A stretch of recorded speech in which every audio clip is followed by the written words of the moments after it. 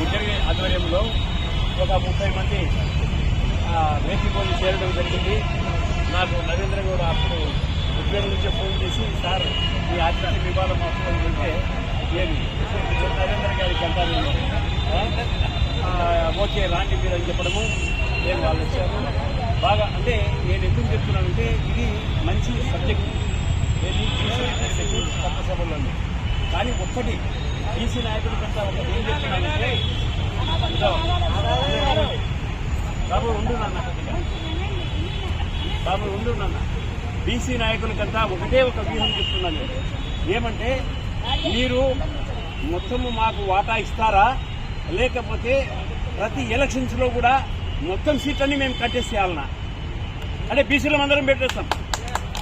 అప్పుడు వాళ్ళు దిగి వస్తారు కంప్లీట్గా. ఎందుకంటే లేకుండా పోతే వాళ్ళు దిగిరారు, పాలకులు ఎప్పుడు దిగిరారు. ఒకటే వ్యూహం అండి.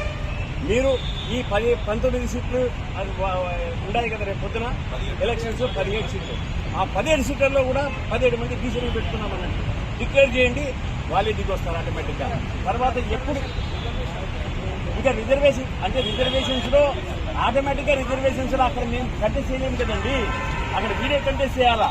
కాబట్టి తప్పకుండా మీకే వస్తున్నారు ఆ సీట్లు. కానీ చెప్పడం ఏమంటే బీసీలు అంటే కనుక ఎస్సీ ఎస్టీలు వేరు కాదు, అది ఒక్కడికి తెచ్చి పెట్టుకోవాలి నాయకులందరూ కూడా. ఎందుకంటే బీసీలు అంటే కాన్స్టిట్యూషన్ ప్రకారము బీసీ, ఎస్సీ అండ్ ఎస్టీలు వీళ్ళు ముగ్గురిని కలిపితేనే బీసీలు అంటారు.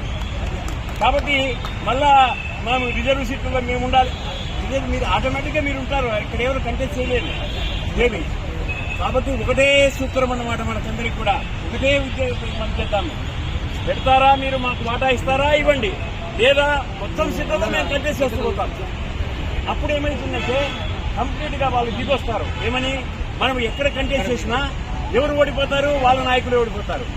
ఆ విధంగా మనం ఇంత ముందుబడి ఎన్నికల్లో అందరినీ నిలబెడుతూ వచ్చామంటే నెక్స్ట్ 5 yearsలో చాలా చేంజ్ వస్తుంది.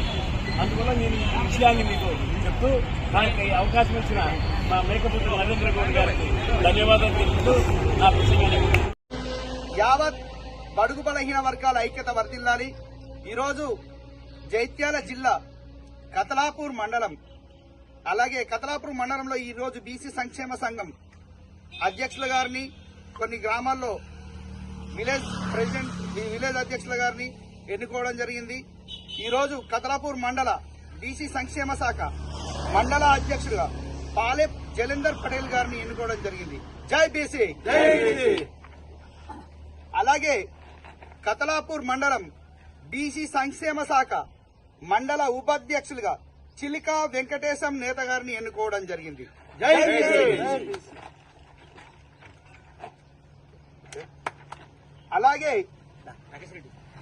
గడ్డం రాకేష్ పటేల్ గారిని కతలాపూర్ మండల కన్వీనర్ గా ఎన్నుకోవడం జరిగింది. జై బీసీ.